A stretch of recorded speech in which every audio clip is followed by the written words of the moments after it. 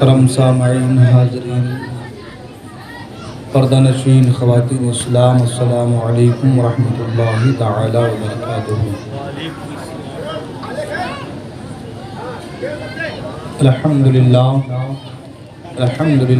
وکفیٰ، سلام علی عبادہ الذین اصطفیٰ، اما بعد فاعوذ باللہ من الشیطان الرجیم بفضلک بسم اللہ الرحمن الرحیم۔ الا ان اولیاء اللہ لا خوف علیہم ولا هم يحزنون۔ آمنت باللہ، صدق اللہ المولانا العلی العظیم، وصدق رسولہ النبی الامین الامی المکین المتین المبین الرؤوف الرحیم الکریم۔ خطبہ مسنہ کے بعد جس آیہ مبارکہ میں نے تلاوت کرنے کا شرف حاصل کیا ہے، آیت مبارکہ کی تحت کچھ باتیں عرض کرنے سے پیشتر آئیے آپ اور ہم سب مل کر سب سے پہلے آقائے کریم رؤوف رحیم علیہ تحیت و تسلیم کی بارگاہ میں درود پاک کے نذران عقیدت پیش کریں اور پڑھیں بآواز بلند اللہم صلی علی سیدنا مولانا محمد معدن الجود والکرم منبع العلم والحلم والحکم والہ الکرام وامنہ الکریم بارک وسلم صلی علیہ صلاة و سلام علیک یا رسول اللہ صلی اللہ تعالی علیہ وسلم۔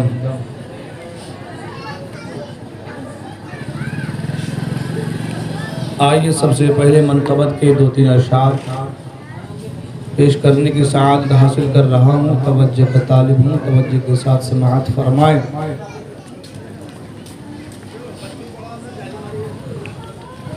خدا کے فضل سے ہم پر ہے سایہ غوث اعظم کا، خدا کے فضل سے ہم پر ہے سایہ غوث اعظم کا، خدا کے فضل سے ہم پر ہے سایہ غوث اعظم کا، خدا کے فضل سے ہم پر ہے سایہ غوث اعظم کا،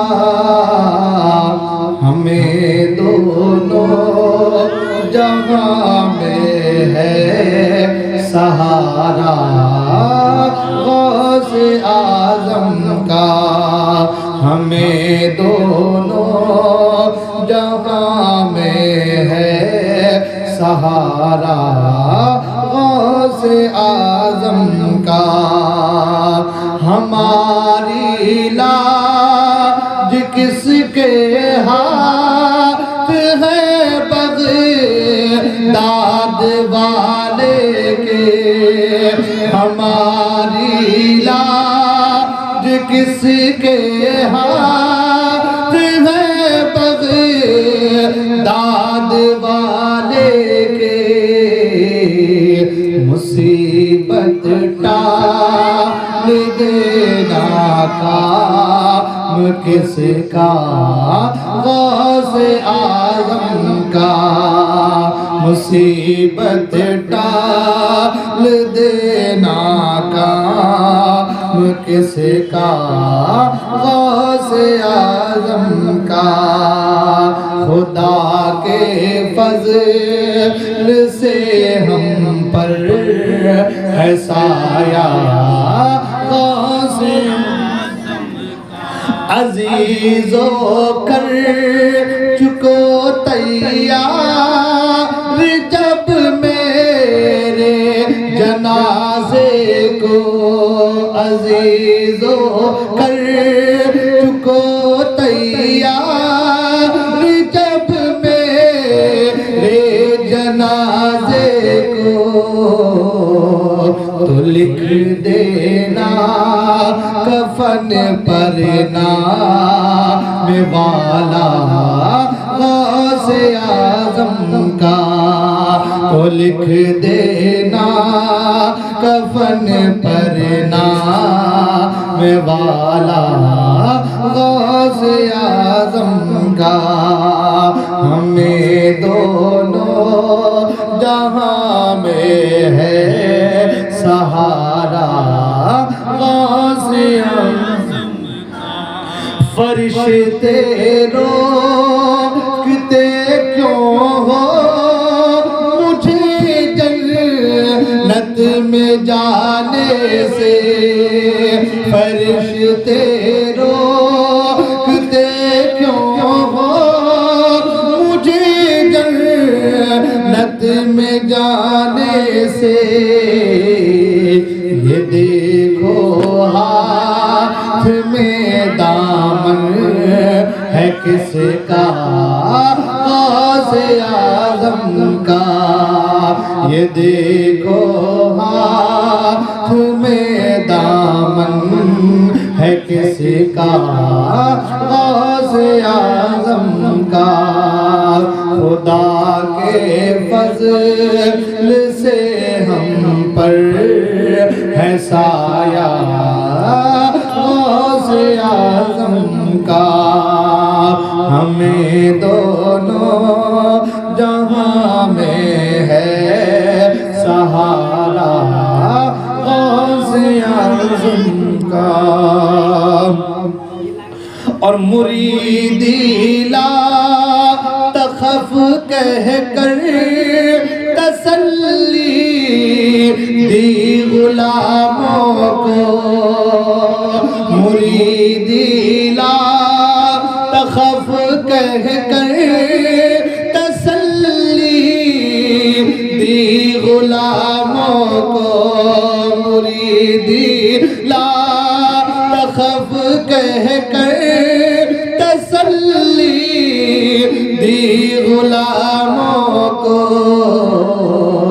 قیامت تک رہے بے خوف بندہ غوث اعظم کا قیامت تک رہے بے خوف بندہ غوث اعظم کا خدا کے فضل سے ہم پر ہے سایہ غوث اعظم کا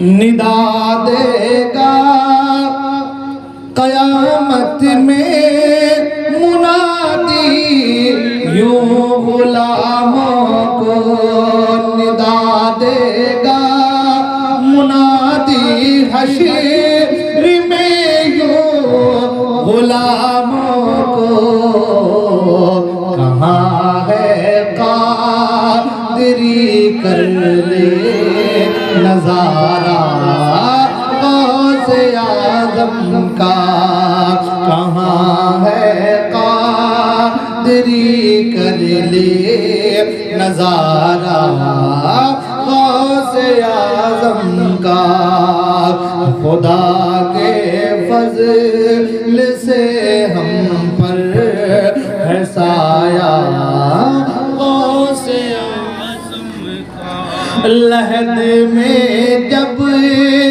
فرشتے مجھے سے پوچھے گے تو کہہ دوں گا لحد میں جب فرشتے مجھے سے پوچھے گے تو کہہ دوں گا طریق قادری ہونا ملیوا غوث اعظم کا اسیر قادری ہونا ملیوا غوث اعظم کا خدا کے فضل سے ہم پر ہے سایہ غوث اعظم کا ہمیں دونوں جہاں میں ہے سہارا اور جمیل قادری سوجا سے قربا اپنے مرشد پر جمیل قادری قربا جمیل قادری سوجا سے قربا اپنے مرشد پر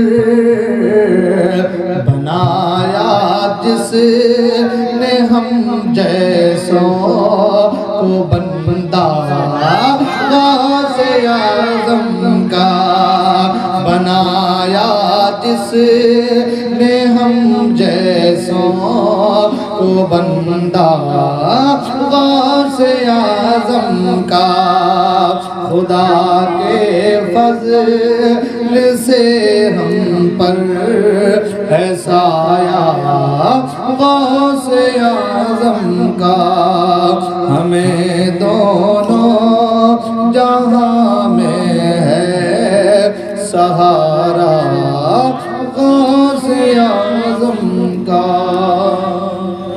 درود پاک پڑھیں اللہم صلی علی سیدنا و شفیعنا سندنا ماوانا و ملجانا و مولانا محمد معدن الجود والکرم منبع العلم والحلم والحکم والہ الکرام وابنہ الکریم وآلہ وسلم صلو علیہ صلاة و سلام علیکہ یا رسول اللہ صلی اللہ تعالی علیہ وسلم۔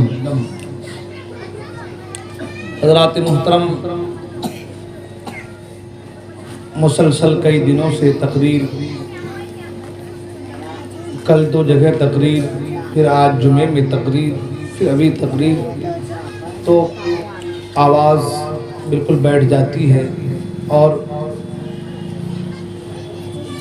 گلے میں تکلیف بھی ہوتی ہے، مگر یہ غوث پاک کا فیضان ہے کہ معاملات کیسے حل ہو جاتے ہیں خود ہم کو ہی پتہ نہیں چلتا۔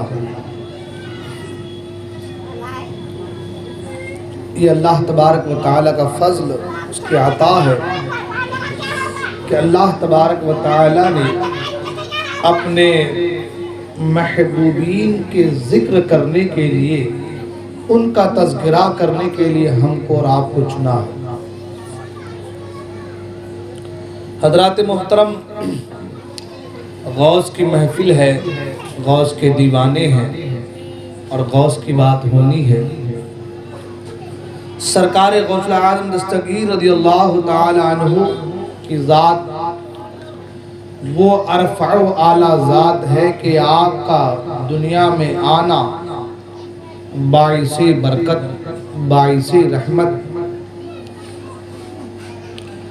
اور کیوں نہ ہو کہ اللہ تبارک و تعالی نے آپ کو اقطابوں کا سردار بنایا، اولیاء کا سردار بنایا۔ خود حضور اکرم صلی اللہ تعالی علیہ وسلم بشارت دیتے ہیں سرکار غوث اعظم دستگیر رضی اللہ تعالیٰ عنہ کے والد محترم کو۔ جب سرکار غوث پاک کی ولادت کا وقت قریب آتا ہے تو سرکار آپ کے والد محترم حضرت ابو صالح موسیٰ جنگی دوست رحمت اللہ تعالی علیہ کو بشارت دینے کے لیے آتے ہیں اور کہتے ہیں موسیٰ، اے ابو صالح، تمہارے صلب سے ایک بچہ پیدا ہوگا جو ولیوں کا سردار ہوگا، بڑا نیک بچہ ہوگا۔ جس طریقے سے میری شان انبیاء کے درمیان ہے، آقا نے بشارت اس انداز میں دی، فرمایا جس طریقے سے میری شان، میرا مقام، میرا رتبہ، میری فضیلت انبیاء کے مابین ہے، اسی طریقے سے تمہارے اس لاڈلے کا مقام، مرتبہ اولیاء کے مابین ہوگا۔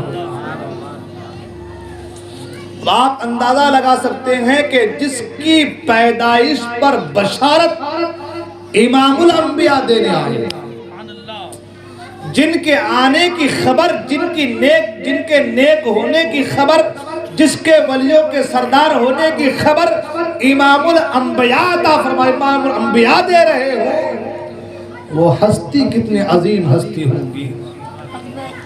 اور صرف امام الانبیاء نہیں بلکہ امام الانبیاء کے ساتھ انبیاء کی جماعتیں بھی تھی اور صحابہ اکرام، اولیاء اکرام بھی تھے۔ اللہ، اور یہاں تک فرمایا گیا کہ پھر اسی طریقے سے سرکار کے بعد انبیاء اکرام آئے اور آنے کے بعد بشارت دی اور کہا اے ابو صالح، تمہارے صلب سے جو بچہ آنے والا ہے وہ ولیوں کا تاجدار ہوگا، اور کہے گا قدمی حاضی رقبت علی کل ولی اللہ، میرا یہ قدم تمام ولیوں کی گردن پر ہے، میرا یہ قدم تمام ولیوں کی گردنوں پر ہے۔ یہ بشارت کون دے رہے ہیں؟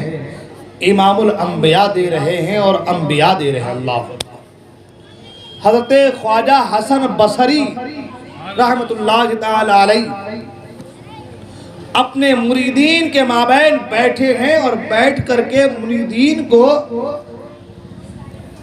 تمام اولیاء کے آنے کی خبر دے رہے ہیں، ان کے دور سے لے کر کے حضرت شیخ عبد القادر جیلانی کے دور تک، اور فرماتے ہیں کہ بغداد کی سرزمین پر ایک عجمی شخص پیدا ہوگا جن کی حکومت، جن کا مقام، جن کا مرتبہ اولیاء میں ایسا ہے جیسے کہ چاند سورج کا مرتبہ ستاروں کے درمیان ہے۔ وہ میرے غوث کا مقام مرتبہ ہے، سبحان اللہ، وہ میرے غوث کی شان ہے۔ اور بھی بہت سارے اولیاء اکرام، حضرت محمد کاکیس رحمت اللہ علیہ، بہت سارے اولیاء اکرام نے سرکار غوث العالم دستگیر رضی اللہ عنہ کے آنے کی بشارت اور خوشخبری دی۔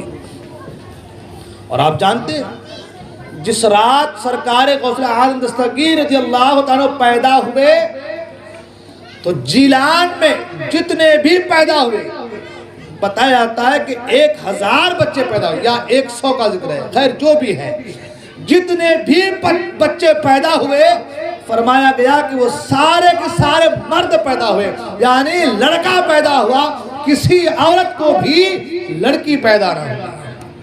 اور اتنا ہی نہیں بلکہ میرے غوث کے آنے کی برکت سے جتنے بچے اس دن پیدا ہوئے سب کے سب اپنے دور کے ولی کامل ہوئے، سبحان اللہ۔ یعنی ولایت مل رہی ہے تو میرے غوث کے صدقے میں مل رہی ہے۔ اور آج بھی کسی کو ولایت ملتی ہے تو سب سے پہلے میرے غوث کی بارگاہ میں عرضی لگتی ہے، پھر وہاں سے جس طریقے سے میرے غوث چاہتے ہیں حکم نامہ جاری کر دیتے ہیں اور اسے فلاں جگہ کا ولی فلاں جگہ کے لیے جو ہے چن لیا جاتا ہے۔ خود سرکار غریب نواز آپ کے اور ہمارے خواجہ ہند کے راجہ سلطان الہند معین بے کساں خواجہ دین ملت سرکار غریب نواز رضی اللہ تعالیٰ عنہ جب چلہ سے مراقبہ سے فارغ ہوئے تو لو لگائے اور کہا کہ سرکار بغداد کی بارگاہ میں کہا سرکار عراق مجھے عطا کر دیں۔ کیا کہا کہ سرکار عراق مجھے عطا کر دیں۔ غوث اعظم نے فرمایا عراق میں عمر سہرورد کو دے چکا ہوں، اے معین الدین میں تمہیں ہند عطا کر رہا ہوں، سبحان اللہ، میں تمہیں ہند عطا کر رہا ہوں۔ اور جب یہ بات، جب یہ چیز سرکار غریب نواز تک پہنچی تو پھر آپ وہاں سے نکلے، مدینے میں حاضری دی اور مدینے سے حاضر ہوتا ہوا ایک بعد اگر آپ خراسان ہوتا ہوا آپ جو ہے اجمیر کی سرزمین پر پہنچے۔ ابھی وہ موقع نہیں ہے ورنہ غریب نواز کا جب ذکر چلے گا تو ساری باتیں سامنے آئیں گی، لیکن غریب نواز اگر ہند کے راجہ بنے تو یہ میرے غوث کا صدقہ ہے۔ ہاں یہ اور بات ہے کہ جب اجمیر کے راجہ سرکار حضور اکرم صلی اللہ علیہ وسلم کی بارگاہ میں پہنچے تو آپ کو وہاں سے سلام بھی آیا، سلام کا جواب بھی آیا، سبحان اللہ، اور کہا کہ معین الدین، بیٹا معین الدین، ہندوستان چلا جا اور ہندوستان کی سرزمین پر دین کی تبلیغ کرنا۔ اور وہیں سے بیٹھے بیٹھے آنکھیں بند ہوئی اور ہندوستان کا نقشہ سرکار غریب نواز کے دماغ میں آپ کے ذہن میں اتار دیا گیا۔ آج ہم کہیں جاتے ہیں تو گوگل کا سہارا لیتے ہیں، میپ کا سہارا لیتے ہیں، اور پھر اسی سہارے سے ہم کہیں پہنچتے ہیں، مگر وہ زمانہ ٹیکنالوجی کا زمانہ نہیں تھا، وہ زمانہ روحانیت کا زمانہ تھا، سبحان اللہ۔ اب وہی باتیں کرنے کا وقت نہیں، پھر بات اور لمبی ہو جائے گی۔ تو میں عرض کر رہا تھا کہ جسے بھی ملتا ہے میرے غوث کے صدقے ملتا ہے، سبحان اللہ۔ ولایت جسے بھی ملنی ہے وہ غوث اعظم کے توسل سے ملنی ہے، اور یہی وجہ ہے کہ ہر ولی نے اپنی اپنی گردنوں کو میرے غوث کے سامنے جھکایا ہے، سبحان اللہ۔ جب سرکار غوث پاک نے کہا کہ میرا یہ قدم تمام ولیوں کی گردنوں پر ہے، تو سب نے اپنے اپنے گردن کو جھکا لیا، سب نے اپنی گردن کو جھکا لیا، اور سرکار غریب نواز خراسان کی پہاڑیوں میں عبادت میں مصروف تھے، خراسان کی پہاڑیوں میں عبادتوں میں مصروف تھے، عبادت کر رہے تھے۔ اچانک آواز آئی کہ میرا یہ قدم تمام ولیوں کی گردن پر ہے، تو سرکار غریب نواز نے اپنی گردن کو جھکا دیا، اپنی گردن کو جھکا دیا، اور حضور مفتی اعظم ہند نے اس کو اپنے اشعار میں قلم بند کیا اور فرماتے ہیں یہ دل یہ جگر ہے، یہ آنکھیں یہ سر ہے، یہ دل یہ جگر ہے، یہ آنکھیں یہ سر ہے، جہاں چاہو رکھو قدم غوث اعظم، جہاں چاہو رکھو قدم غوث اعظم۔ غریب نواز نے اپنے گردن کو جھکایا، اور اتنا جھکایا کہ زمین اتنی جھکی، ایسا لگ رہا تھا کہ زمین سے ٹچ ہو جائے گی۔ میرے غوث وہیں سے پکار اٹھے کہ معین الدین عاجزی کے بنا پر اولیاء میں سبقت لے کر کے گیا ہے، سبحان اللہ۔ اور جب سرکار غریب نواز نے اپنی گردن کو جھکایا تو اللہ تعالیٰ نے غوث اعظم کے طفیل غریب نواز کے مقام و مرتبے کو اتنا بلند کر دیا، اتنا بلند کر دیا کہ غریب نواز کا عالم یہ ہو گیا، جو بھی غریب نواز کی بارگاہ میں آتا ایمان لے کر کے آتا۔ یہ میرے غوث کی باتیں ہیں، سبحان اللہ۔ سرکار غوث اعظم دستگیر رضی اللہ عنہ جب پیدا ہوئے نا، بہت ساری کرامتوں کا ظہور ہوا، بہت ساری باتیں، بہت سارے عجائبات، مشاہدات، بہت ساری باتیں رونما ہوئی، مگر ایک بات عرض کر کے میں آگے بڑھوں گا۔ سرکار غوث پاک رضی اللہ عنہ جب پیدا ہوئے اس وقت آپ کی والدہ کی عمر شریف 60 سال تھی۔ کتنے سال تھی؟ 60 سال۔ اور آپ جانتے ہیں جب کوئی عورت 60 سال کی ہو جائے تو ایسے وقت میں عورت اولاد سے مایوس ہو جاتی ہے، ایسے وقت میں اولاد ہونا مشکل سا مرحلہ ہے، یعنی مایوس ہو جاتے ہیں کہ اب اولاد نہیں ہوں گی۔ مگر میرے غوث کا کرم دیکھیں، سبحان اللہ، اللہ کی عطا دیکھیں۔ 60 سال عمر ہو چکی ہے اور 60 سال کی عمر میں عبدالقادر پیدا ہو رہے ہیں، سبحان اللہ۔ 60 سال کی عمر شریف میں سرکار غوث اعظم دستگیر رضی اللہ تعالیٰ عنہ پیدا ہو رہے ہیں، اور جب پیدا ہو رہے ہیں تو اتنے مشاہدات، عجائبات، اللہ اکبر، جب پیدا ہو رہے ہیں تو ایسا لگتا ہے کہ آج اللہ تبارک و تعالیٰ نے پورے جیلان کو نور و رحمت سے ڈھانپ رکھا ہے۔ اللہ سرکار غوث اعظم دستگیر رضی اللہ عنہ پیدا ہوئے ایک رمضان مبارک، ایک رمضان مبارک آپ پیدا ہوئے۔ جب آپ پیدا ہوئے تو آپ دن میں دودھ نہیں پیتے تھے، دن میں دودھ نہیں پیتے تھے، افطاری کے بعد دودھ پیا کرتے تھے۔ سحری سے لے کر افطاری تک، ابھی ایک دن کا بچہ ہے، سحری سے لے کر افطاری تک آپ دودھ نہیں پیتے تھے۔ جب افطاری کا وقت ہو جاتا تو آپ دودھ پیتے تھے۔ آپ کی والدہ فرماتے کہ ایک بار ایسا جب دوسرا رمضان آیا تو چاند میں لوگوں کو کچھ شہادت میں تکلیف محسوس ہوئی کیونکہ معاملہ ابر آلود تھا، تو چاند کے تعلق سے کہ رمضان ہے یا نہیں ہے، شبہ ہوا کہ کیا کیا جائے، چاند کا معاملہ کیسے سلجھایا جائے، مطلع صاف نہیں ہے، کیا کیا جائے؟ تو لوگ آئے سرکار غوث پاک کی والدہ کی بارگاہ میں اور پوچھا کہ آپ کا بیٹا دودھ پیتا ہے یا نہیں پیتا ہے، دودھ پی رہا ہے یا نہیں پی رہا ہے؟ آپ فرماتی کہ میرا بیٹا دودھ نہیں پی رہا ہے، اس کا مطلب آج رمضان کی پہلی تاریخ ہے۔ اور پورے جیلان میں مشہور ہو گیا کہ سیدوں کے گھرانے میں ایک بچہ پیدا ہوا ہے جو رمضان میں روزہ رہ رہا ہے، سبحان اللہ، جو رمضان میں روزہ رکھتا ہے، سبحان اللہ۔ آج ہمارا حال، ہمارے بچوں کا حال دیکھیں نا آپ۔ سرکار اعلیٰ حضرت سرکار فرماتے ہیں کہ بچہ جب 7 سال کا ہو جائے، 8ویں سال پہ قدم رکھے تو بچوں کو لازم ہے کہ سمجھا بجھا کر نماز پڑھایا جائے، روزہ رکھنے کے لیے اسے تلقین کی جائے، اسے بار بار بتایا جائے بیٹا روزہ رکھنے کے یہ فائدے ہیں، نماز پڑھنے کے یہ فائدے ہیں۔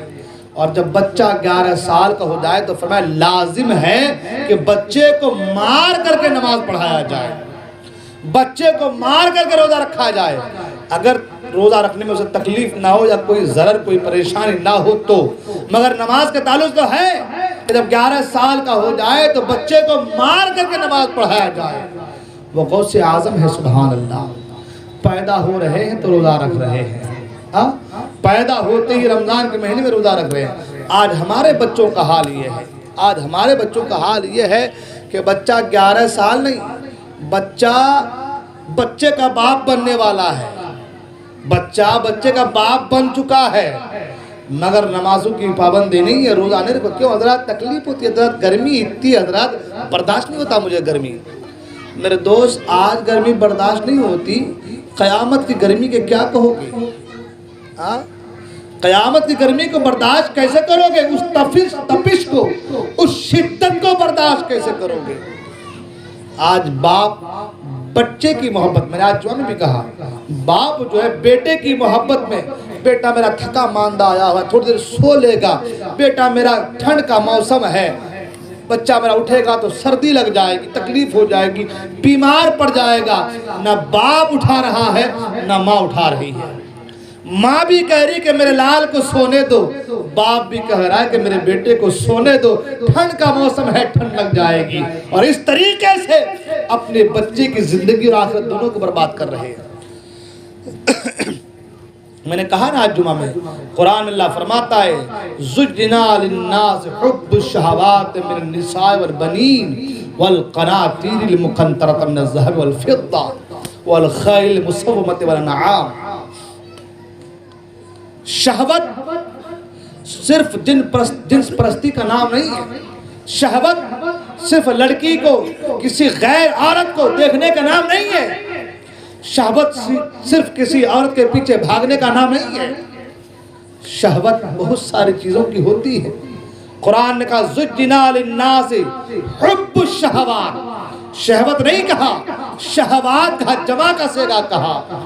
بہت ساری شہوتیں ہیں، کسی غیر لڑکی کو دیکھنا بھی شہوت ہے، جنس پرستی یہ بھی شہوت ہے، بیٹے سے محبت اگر تمہیں اللہ کی محبت سے دور کرے تو یہ بھی شہوت ہے۔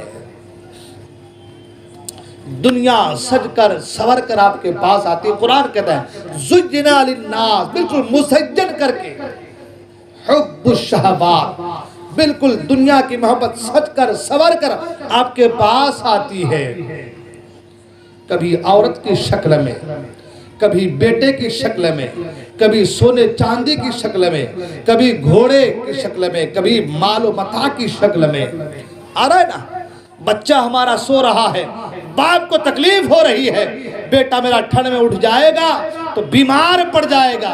یہ جو بچے کی محبت آپ کے دل میں آئی اور جس کی وجہ سے اللہ کی محبت آپ کے دل سے نکلی، یہ بھی ایک شہوت ہے، یہ بھی ایک شہوت ہے۔ اللہ کی محبت سے بڑھ کر کسی کی محبت نہیں ہونی چاہیے۔ اللہ اس کے رسول کی محبت کے سامنے ساری محبتیں ہیچ ہیں۔ اگر آپ سوچتے کہ میرا بیٹا بیمار پڑ جائے گا، ٹھنڈ لگ جائے گی، اور آپ خدا کا جو حکم ہے اس کو آپ ٹال رہے ہیں، تو پھر آپ یہ سوچیں کہ آپ خود بھی خسارے میں ہیں اور اپنے بچے کو بھی خسارے میں ڈال رہے ہیں۔ قرآن کہتا ہے والعصر ان الانسان لفی خسر، قسم ہے، اللہ فرماتا ہے قسم ہے مجھے زمانے کی، بے شک انسان خسارے میں ہے، انسان گھاٹے میں ہے۔ یہ کون کہہ رہا ہے؟ اللہ فرما رہا ہے قرآن میں، اور ایسے نہیں بلکہ قسمیں یاد فرما کر کے۔ جب کوئی بات قسمیں یاد کر کے کہا جائے تو وہ تاکید ہے، وہ تاکید ہے۔ ہم کسی کے سامنے، دوست کے سامنے کہتے ہیں نا کہ بھائی فلاں آدمی ایسا کیا تھا، وہ نہیں مانتے، ہم کہتے ہیں قسمیں، یار میں قسم کھا کے بول رہا ہوں وہ آدمی ایسا کیا، تاکید کہ بھائی یہ سچ ہے، یہ حقیقت ہے۔ اللہ تعالیٰ انسانوں کے حوالے سے کہہ رہا ہے والعصر، مجھے قسم ہے زمانے کی، مجھے قسم ہے زمانے کی، ان الانسان لفی خسر، بے شک انسان خسارے میں، گھاٹے میں ہے۔ الا الذین آمنوا وعملوا الصالحات، مگر وہ لوگ جو ایمان لائے اور نیک عمل کیے، وتواصوا بالحق وتواصوا بالصبر، جنہوں نے حق کو اپنایا، صبر کو اپنایا، حق کے ساتھ رہے، صبر کے ساتھ رہے، وہ لوگ کامیاب ہیں۔ آج ہم خسارے میں ہیں یا نہیں ہیں؟ نقصان میں ہے نہیں ہے؟ کبھی بچوں کی محبت، کبھی بیوی کی محبت، بیوی سو رہی ہے تو نہیں جگائے گا، رات کو لیٹ سوئیے، کھانا گنا کھلا کے بعد برتن گرتن دھو کے سارے بستر کے لگا کے سب کچھ پاؤں ہاتھ دبا کے سوئی ہے، اب ذرا آرام کرنے دو، ہے نا، ہے کہ نہیں ہے؟ قرآن کہتا ہے یا ایھا الذین آمنوا قوا انفسکم واہلیکم نارا، اے ایمان والو خود کو اور اپنے گھر والوں کو جہنم کی آگ سے بچاؤ۔ بیٹا سو رہا ہے، بیوی سو رہی ہے، بیٹی سو رہی ہے، بچے سو رہے ہیں، اگر باپ لات مار کر اپنے بچے کو فجر کے نہ جگائے تو تمہاری محبتیں بیکار ہیں، اللہ سے کیا وعدہ تمہارا بیکار ہے۔ اس لیے کہ بیٹا سوئے، نمازوں کو چھوڑ کر کے سوئے، اس گھر میں برکتیں کہاں سے آئیں گی؟ اللہ کی رحمتیں کہاں سے آئیں گی؟ رزق وسیع سے وسیع کیسے ہوگا؟ رزق میں اللہ تعالیٰ برکتیں کیسے عطا کرے گا؟ بندہ تو اپنے رب کو فراموش کیا ہوا ہے۔ میں عرض کر رہا تھا کہ اپنے آپ کی اصلاح کیجیے، میرے غوث کی زندگی کا مطالعہ تو کرے نا۔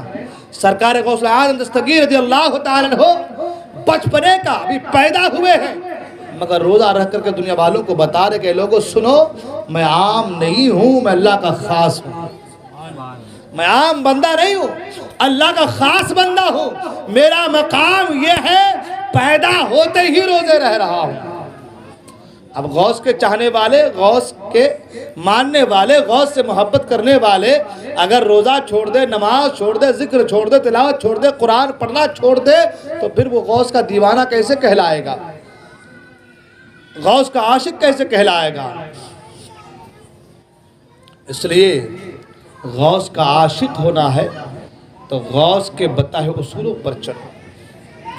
آج جمعہ میں نے تعلیمات غوث اعظم کے حوالے سے میں نے گفتگو کی، لوگوں کو بتایا کہ صرف کھچڑا پکا لینا، لنگر کر دینا، کھانا کھلا دینا اور یہ سوچ لینا کہ ہم سرکار غوث پاک سے محبت کرتے ہیں، یہ محبت کچھ نہیں ہے، یہ محبت کچھ نہیں ہے۔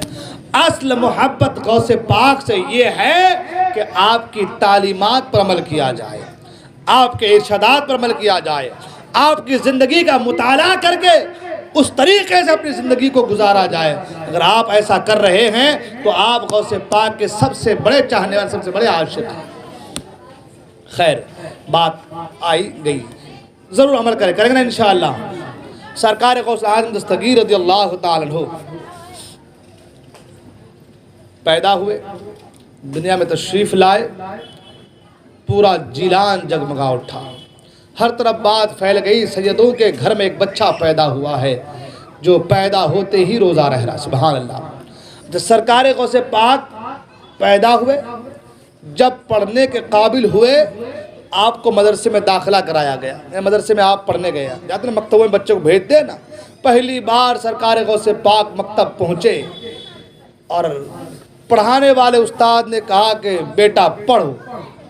سرکار غوث پاک نے شروع کیا اور 18 پارہ مکمل آپ نے قرآن سنا دیا. سبحان اللہ. تھوڑی آواز دو اس کو. 18 پارہ قرآن میرے غوث نے پورا پڑھ کے سنا دیا.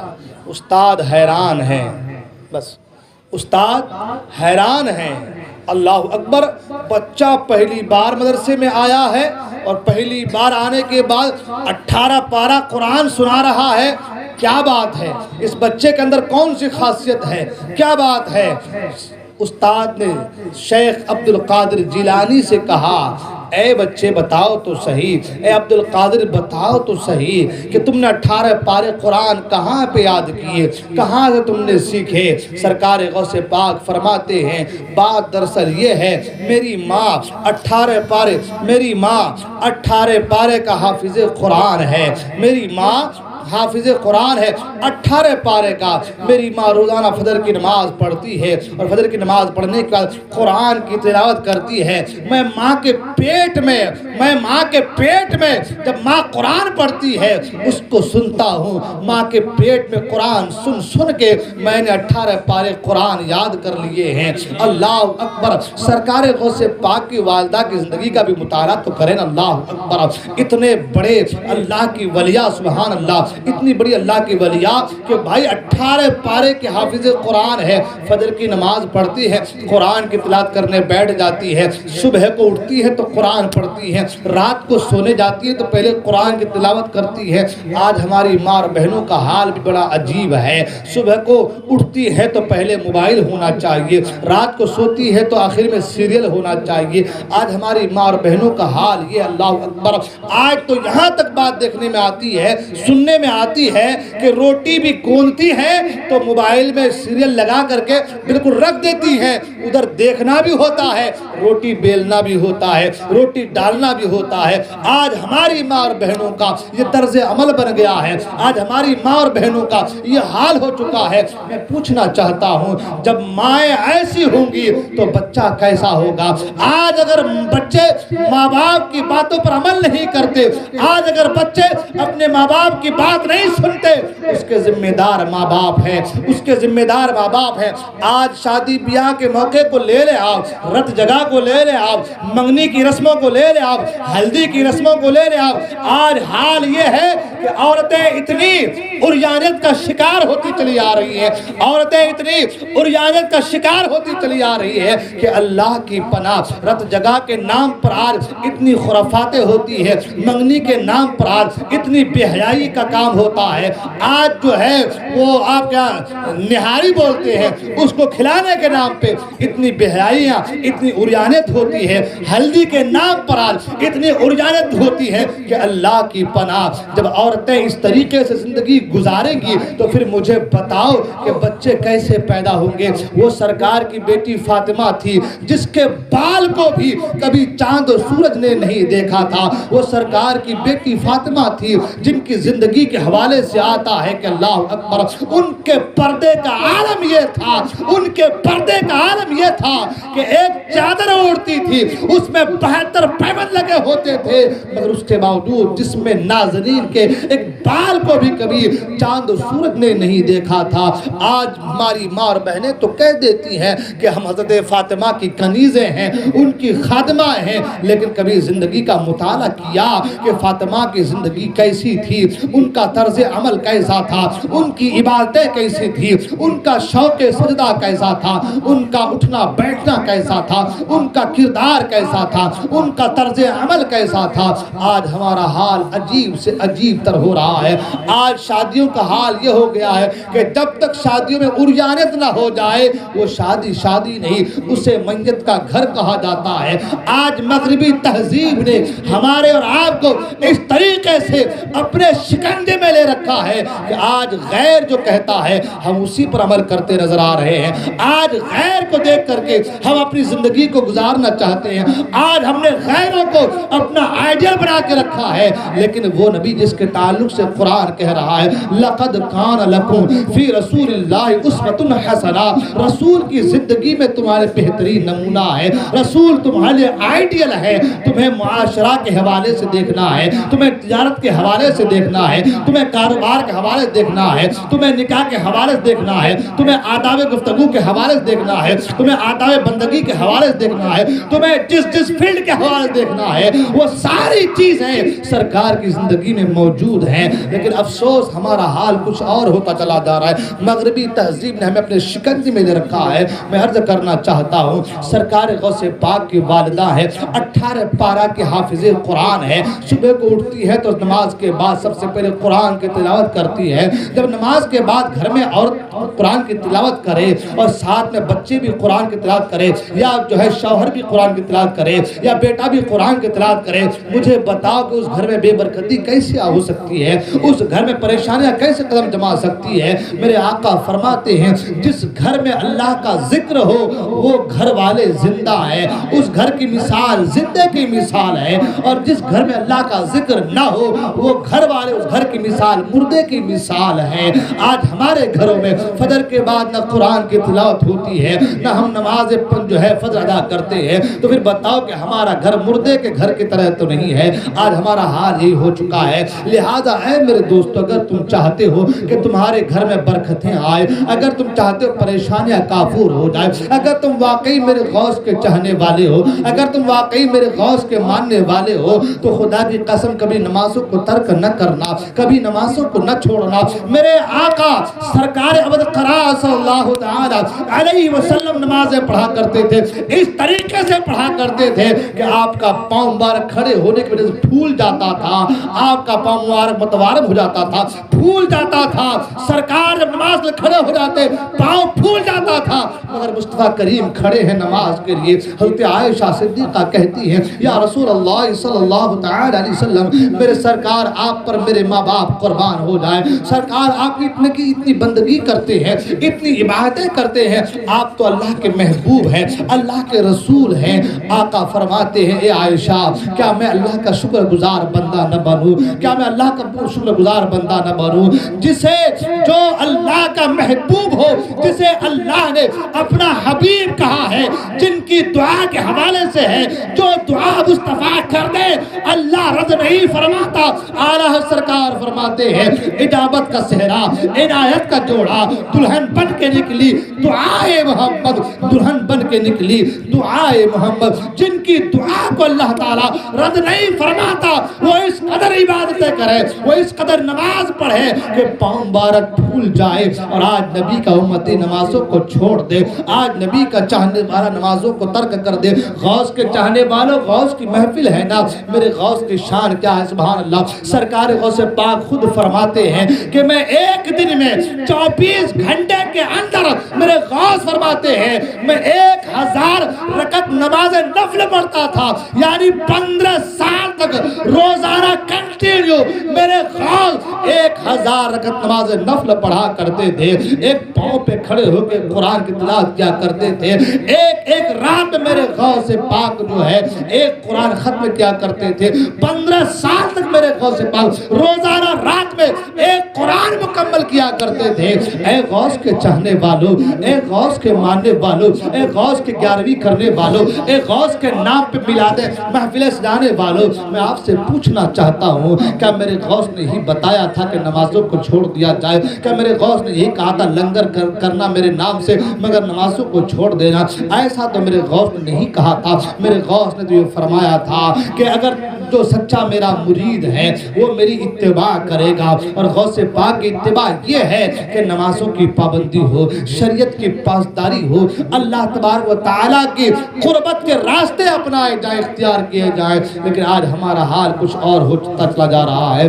سرکار غوث العالم دستگیر رضی اللہ تعالیٰ عنہ نے ہمیں یہی تعلیم دی ہے، یہی تربیت دی ہے، یہی بتایا ہے کہ سب کچھ چھوٹ جائے مگر نماز چھوٹنے نہ پائے، سب کچھ چھوٹ جائے مگر نماز چھوٹنے نہ پائے۔ اگر آپ ساری راتیں نمازیں پڑھتے ہیں اور فجر کی نماز چھوڑ دیتے ہیں، یہ بھی بہت بری بات ہے۔ آج ہمارے یہاں دیکھا جاتا ہے میلاد کی محفل ہو تو ہم رات بھر جگتے ہیں اور پھر صبح کو نماز چھوڑ دیتے ہیں۔ حضرت عمر فاروق اعظم رضی اللہ تعالیٰ کا ایک دستور تھا، آپ کا عالم یہ تھا کہ آپ ایسا کرتے کہ فجر کی نماز میں دیکھتے کون آیا ہے کون نہیں آیا ہے، اور جو نہیں آتا اس کے حوالے سے آپ پوچھتے کہ بھائی کل نماز میں آپ کیوں نہیں آئے تھے۔ یہ عمر فاروق کا عالم تھا، اللہ اکبر۔ یہ ان کی بات تھی کہ آپ اس طریقے سے لوگوں سے پوچھا کرتے تھے۔ ایک بار ایسا ہوا کہ عمر فاروق اعظم نے ایک آدمی کو دیکھا کہ وہ 1-2 دن سے نماز کو نہیں آ رہے ہیں، تو آپ اس کے گھر پہ گئے اور جانے کا اس کے گھر میں اس کی امی سے پوچھا کہ آج 2-1 دن سے آپ کا بیٹا نماز کو نہیں آ رہا فجر میں،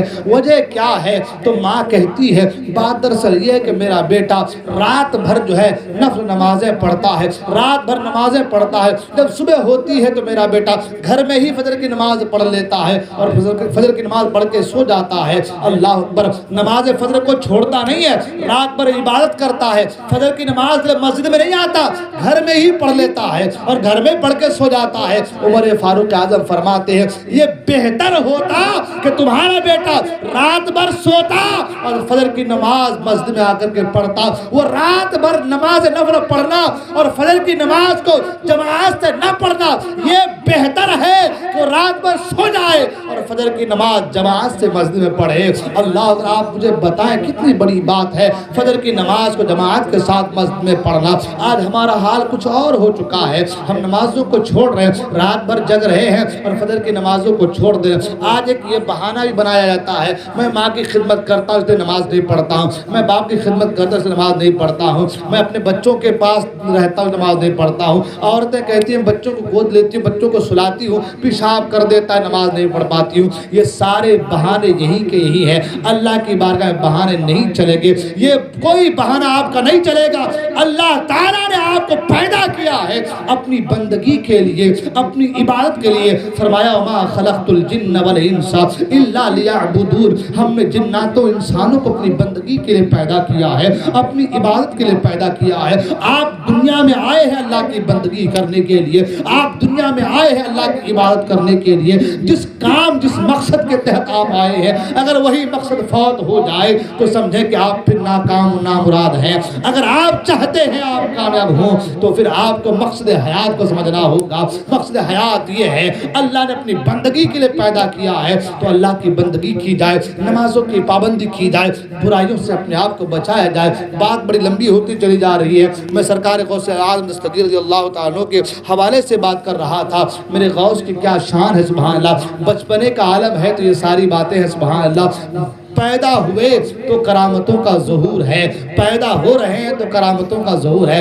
فرمایا کہ جب آپ پیدا ہوئے تو آپ کے دونوں ہونٹ مبارک ہل رہے تھے، جب کان لگا کر سنا گیا تو کیا سنا کہ سرکار غوث پاک پیدا ہوتے ہی اللہ اللہ اللہ کا ذکر کرتے ہوئے سبحان اللہ پیدا ہو رہے ہیں، اللہ کا ذکر کر رہے ہیں اور پیدا ہو کر کے مدرسے میں جا رہے ہیں تو 18 پارہ قرآن سنا رہے ہیں۔ اور یہی نہیں، سرکار غوث پاک کے بچپنے کا عالم ہے، سرکار غوث پاک کے بچپنے کا عالم ہے۔ ایک عورت اپنے بچے کو لے کر کے سرکار غوث پاک کے نانا جان کے خانقاہ میں آتی ہے، رو رہی ہے، آنسو بہا رہی ہے، اس لیے کہ ماں کو اپنے بیٹے سے پیار ہے، ماں کو اپنے بیٹے سے بڑی محبت ہوتی ہے۔ ماں سب کچھ گوارا کر سکتی ہے لیکن بیٹے کو تکلیف ہو یہ ماں کو گوارا نہیں ہے۔ ایک بات یہاں پر ٹھہر کر بولنا چاہوں گا پھر انشاءاللہ آگے بڑھیں گے، وہ یہ کہ ماں اپنے بچے سے اتنی محبت کرتی ہے، اس کو خود کی جان دینا گوارا ہے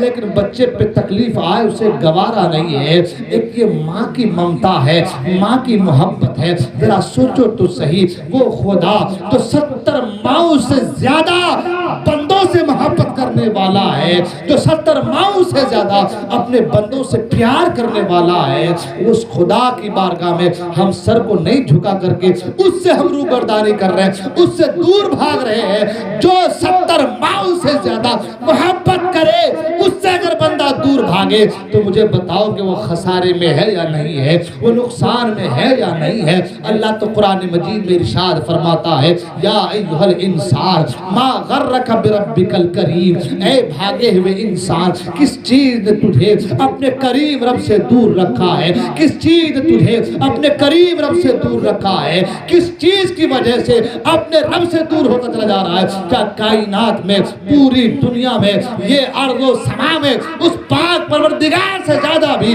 کوئی تم سے محبت کرنے والا ہو سکتا ہے؟ تم سے پیار کرنے والا ہو سکتا ہے؟ نہیں ہو سکتا۔ ماں کی ممتائیں ایک طرف ہے، باپ کی محبت ایک طرف ہے، بھائی کا پیار ایک طرف ہے، رشتہ داروں کی محبتیں ایک طرف ہے، مگر وہ خدا جس نے تمہیں پیدا کیا ہے ہر لمحہ تمہاری حفاظت کرتا آ رہا ہے، ہر لمحہ تمہاری حفاظت کر رہا ہے، کبھی سانس کے ذریعے، کبھی خون کے ذریعے، کبھی جو ہے جسم کی حرارت کے ذریعے، کبھی توانائی کے ذریعے، کبھی تندرستی کے ذریعے، ہر طریقے سے تمہیں طاقت و توانائی بخش رہا ہے۔ اور اتنا ہی نہیں بلکہ تمہارے اصلاح کے لیے کبھی رمضان دے رہا ہے، کبھی قرآن دے رہا ہے، کبھی شب برات دے رہا ہے، کبھی شب قدر دے رہا ہے، کبھی شب معراج دے رہا ہے، اور یہ کہا کہ میرے بندے گناہ کر لیے ہو تو کوئی بات نہیں، حد تو یہ ہے کسی جنازے کے ساتھ چل جاؤ اور جنازے کو کاندھا دے دو، ایک ایک قدم کے بدلے میں تمہارے ایک کبیرہ گناہ کو معاف فرما دوں گا۔ کبیرہ گناہ، جھوٹ کبیرہ گناہ ہے،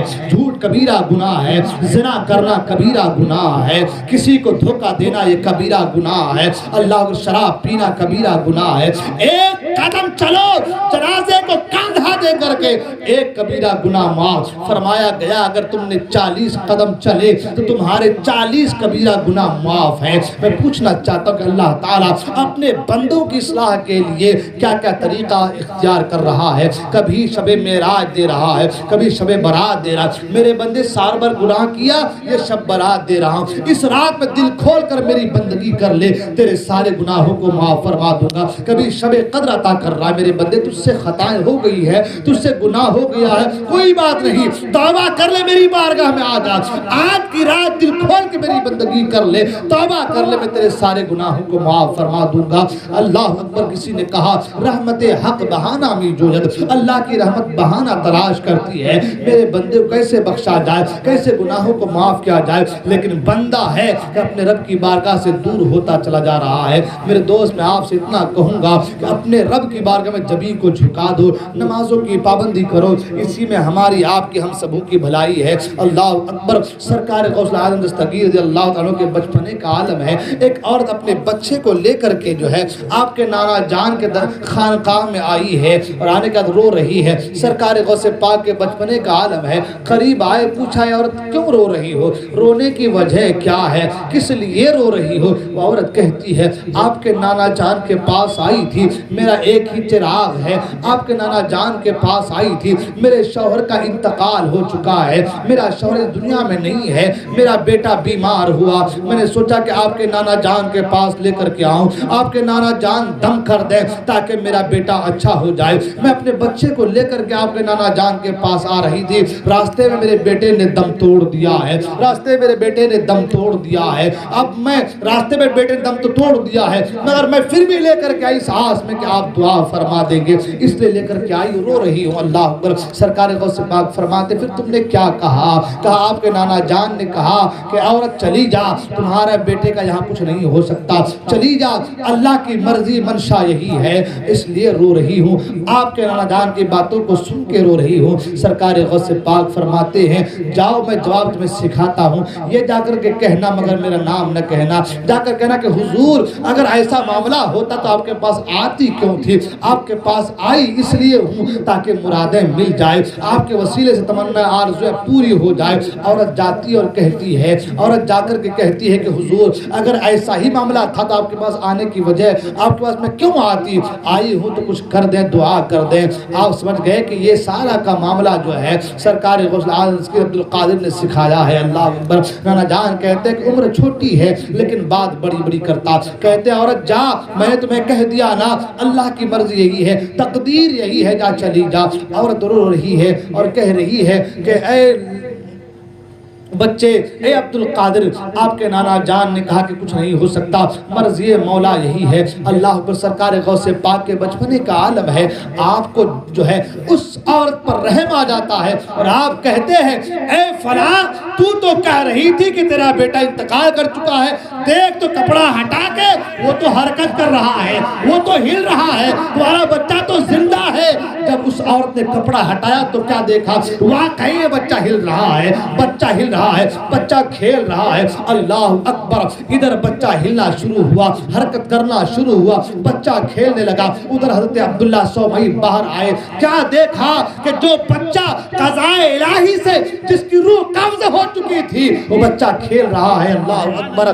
اللہ اکبر! سرکار غوث پاک کے نانا جان سوٹا لیے اور لکڑی چھڑی لینے کے بعد کہا کہ اللہ کی قدرت میں ابھی سے دخل دے رہا ہے۔ لکڑی لے کر کے سرکار غوث پاک کو بھگانا چاہا۔ سرکار غوث پاک آگے آگے بھاگ رہے ہیں، پیچھے پیچھے نانا جان جا رہے ہیں۔ بھاگتے بھاگتے آپ ایک قبرستان کے طرف سے گزرے، آپ نے آواز لگائی، اے قبر کے مردوں اٹھ کر چلو میرے ساتھ۔ اس لے کے نانا جان لکڑی لے کر چھڑی لے کر کے آ رہے ہیں، نانا جان لکڑی لے کر کے آ رہے ہیں۔ تو تاریخ یہ بتاتی ہے کہ سرکار غوث پاک کے بچپنے کے عالم میں جب آپ نے کہا تھا کہ میرا نانا جان لکڑی لے کر کے آ رہے ہیں، اے قبر کے مردوں اٹھو اور میرے ساتھ بھاگو، تو تاریخ بتاتی ہے 1 2 3 4 10 20 نہیں بلکہ 300 مردے اپنی قبر سے اٹھ کر کے میرے غوث کے پیچھے پیچھے بھاگنے لگے۔ 300 مردے قبر سے اٹھ کر کے میرے غوث کے پیچھے پیچھے بھاگنے لگے۔ جب آپ کے نانا جان حضرت عبداللہ سومئی نے یہ منظر دیکھا تو کھڑے ہو گئے، چھڑی کو ہاتھ سے گرا دیا، کھڑے ہو گئے اور کہا اللہ اکبر۔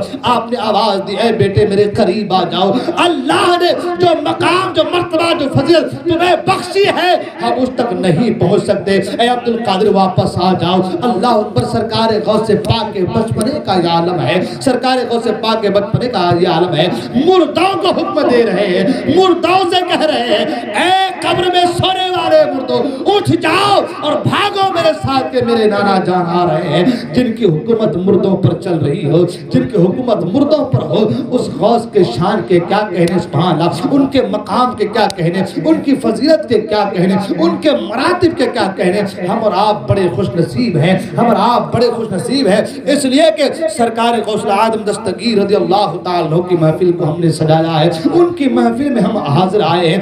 آپ جانتے ہیں سرکار غوث اعظم دستگیر رضی اللہ عنہ کا مقام مرتبہ اتنا بلند و بالا ہے، اتنا عرف و اعلیٰ ہے۔ میں نے شاید کل پرسوں کہا تھا کہ سرکار اقدس صلی اللہ علیہ وسلم سے لے کر کے امام حسن عسکری تک ایک بادگر غوث کبریٰ کے مقام پر فائز رہے۔ اور غوث کبریٰ کیا ہے آپ جانتے ہیں؟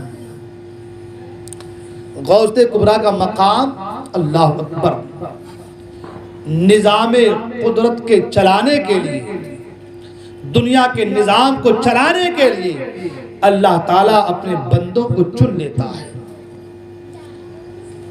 اس میں کچھ دیوبندی وہابی لوگ سوال بھی کرتے ہیں، اللہ کو دنیا چلانا نہیں آتا کہ اللہ تعالیٰ ان کو لے لیتے ہیں، ہے نا؟ اچھا مجھے ایک بات بتاؤ بھائی، رزق کون دے رہا ہے؟ کون دے رہا ہے؟ لیکن فرمایا گیا کہ رزق اسرافیل اسلام بانٹتے ہیں۔ موت کون دیتا ہے؟ زور سے بولے، موت کون دیتا ہے؟ قرآن کہتا ہے قُلْ يَتَوَفَّاكُمْ مَلَكُ الْمَوْتِ الَّذِي وُكِّلَ بِكُمْ، موت تمہیں دیتا ہے موت کا فرشتہ، یہ قرآن کہہ رہا ہے۔ بارش برس رہی ہے، اس کے لیے فرشتہ مقرر ہے، رزق دیا جا رہا ہے، اس کے لیے فرشتہ مقرر ہے، روح قبض ہوتی ہے نا، قبض ہوتی ہے نا، اللہ کرتا ہے؟ فرشتے کرتے ہیں۔ تو کیا اللہ کی روح قبض کرنا نہیں آتا؟ اللہ کو پانی برسانا نہیں آتا؟ اللہ کو رزق دینا نہیں آتا؟ پھر اللہ نے ان کو فرشتوں کو کیوں چن لیا ہے؟ جب یہ سوال کریں اس طریقے سے تو ان کو یہ کہا جائے کہ اللہ نے پھر فرشتوں کو کیوں چنا ہے؟ چنا کیا؟ اللہ نے حکم دیا یہ تمہارا کام ہے، یہ تمہارا کام ہے، یہ تمہارا کام ہے، یہ تمہارا کام ہے، وہ کر رہے ہیں۔ حقیقی معنی میں موت اللہ ہی دیتا ہے، زندگی اللہ ہی دیتا ہے۔ فرمایا گیا نا کہ جب بچہ ماں کے پیٹ میں جب 4 مہینے کا ہو جاتا ہے تو 4 مہینے کے بعد جب 4 مہینے کا ہو جاتا ہے پورا مکمل، تو اس کے اندر روح پھونکی جاتی ہے نا۔ اس لیے ایک مسئلہ یہ بھی ہے، وہ جو آج کل آپریشن وغیرہ کرایا جاتا ہے، اس کے لیے حکم یہ ہے کہ 4 مہینے سے زیادہ اگر ہو جائے تو نہ کرایا جائے، ہے نا۔ 4 مہینے سے پہلے اگر ہے اور کچھ ایسی بات ہے، کوئی تکلیف ہے، کوئی ایسا معاملہ ہے، تو 4 مہینے سے پہلے کا حکم ہے، لیکن 4 مہینے کے بعد کیونکہ روح پھونکی جاتی ہے تو اب علماء کرام نے اسے منع فرمایا ہے نا۔ تو 4 مہینے کے بعد اس گوشت کے لوتھڑے پر روح پھونکی جاتی ہے، اس بچے کے ہاتھ پاؤں بنتے ہیں، چہرہ بنتا ہے، نقشہ بنتا ہے، روح پھونکی جاتی ہے۔ اللہ کر کے روح پھونکتا ہے، ہاں اللہ کر کے روح پھونکتا ہے، فرشتہ آتا ہے۔ موت ہوتی ہے، روح قبض اللہ کرتا ہے، فرشتہ کرتا ہے۔ سارے کام فرشتے کرتے ہیں مگر حکم الہی سے کرتے ہیں، ہاں۔ تو حقیقی معنی میں زندگی دینے والا خدا، موت دینے والا خدا، رزق دینے والا خدا، پانی برسانے والا خدا، لیکن اللہ تعالیٰ نے اس نظام قدرت کے لیے ان فرشتوں کو مقرر فرما دیا ہے۔ حضرت مریم، حضرت عیسیٰ علیہ السلام کے والدہ حضرت مریم رضی اللہ تعالیٰ یا علیہ السلام بھی کہا گیا ہے۔ حضرت مریم جب عیسیٰ علیہ السلام آپ کے پیٹ میں آئے تو فرشتہ آیا تھا، اور قرآن مجید میں ہے کہا کہ میں تمہیں ایک بیٹا دینا چاہتا ہوں، ہاں۔ اللہ نہیں آیا تھا کہ میں تمہیں ایک بیٹا دے رہا ہوں، فرشتہ آیا میں تمہیں ایک بیٹا دے رہا ہوں، انسانی شکل میں آیا تھا میں تمہیں ایک بیٹا دے رہا ہوں۔ حضرت مریم کہنے لگی کہ آج تک مجھے کسی مرد نے چھوا نہیں، مگر مجھ سے بیٹا پیدا ہو، تو کہا یہ اللہ کی مرضی ہے، ہاں یہ اللہ کی مرضی ہے۔ پتا کہ چلا کہ دینے والی ذات اللہ کی ہے، یہ سب وسیلہ ہے، ایک ذریعہ ہے، ہاں۔ اسی طریقے سے اس نظام دنیا کا حقیقی چلانے والا خدا ہے، لیکن اللہ تعالیٰ نے اس کے لیے بھی اپنے اولیاء کو مقرر کر رکھا ہے۔ فرمایا گیا کہ زمین سے دانے اگتے ہیں ان اولیاء اللہ کے صدقے میں، ہاں۔ زمین سے دانے اگتے ہیں، جو ہم کچھ پگاتے ہیں نا، یہ اللہ والوں کے وسیلے سے۔ اللہ آسمان سے پانی برساتا ہے اپنے نیک بندوں کے وسیلے سے، بلکہ حد تو یہ ہے، حدیث پاک میں ہے، اللہ کے رسول فرماتے ہیں کہ تم پر رحم کیا جاتا ہے، تمہیں رزق دیا جاتا ہے تمہارے بڑوں کی وجہ سے، ضعیف لوگوں کی وجہ سے، بوڑھے لوگوں کی وجہ سے۔ حدیث پاک میں ہے بھئی ہم کو جو رزق دیا جا رہا ہے، جو ہم پر کرم کیا جا رہا ہے، سرکار فرماتے ہیں تمہارے ضعیف لوگوں کی وجہ سے۔ جب ضعیف لوگوں کی وجہ سے ہم پر کرم کیا جا رہا ہے تو اللہ والوں کے ذریعے سے اگر ہمیں پانی دیا جا رہا ہے، رزق دیا جا رہا ہے، پگایا جا رہا ہے، یہ کون سی بڑی بات ہو جائے گی، ہاں۔ خیر، اور بات بہت لمبی ہو جا رہی ہے، تو میں عرض کر رہا تھا کہ سرکار غوث اعظم دستگیر رضی اللہ تعالیٰ عنہ غوث کبریٰ کے مقام پر فائز، اللہ اکبر۔ سرکار صلی اللہ علیہ وسلم سے لے کر کے حضرت امام حسن عسکری تک ایک بات کرے، امام تقی ہے، امام نقی ہے، حسن عسکری ہے، امام باقر ہے، امام جعفر صادق ہے، موسیٰ ہے، امام کاظم ہے، امام علی رضا ہے، جعفر صادق ہے، امام باقر ہے، امام زین العابدین ہے، امام حسن ہے، امام حسین ہے، علی مرتضیٰ ہے، فاطمہ ہے۔ ایک بات کرے غوث کبریٰ کے مقام پر فائز رہے، مگر جب سرکار غوث پاک رضی اللہ تعالیٰ عنہ غوث کبریٰ کے مقام پر فائز رہے، اس وقت سے لے کر کے اب تک، اور اب سے لے کر کے امام مہدی تک، سرکار غوث اعظم دستگیر رضی اللہ تعالیٰ عنہ غوث کبریٰ کے مقام پر فائز رہیں گے۔ اللہ اکبر، یہ میرے غوث کی شان ہے، سبحان اللہ، یہ میرے غوث کا مقام، میرے غوث کا مرتبہ، میرے غوث کی فضیلت ہے میرے دوستو۔ لہٰذا غوث اعظم سے جڑے رہیے۔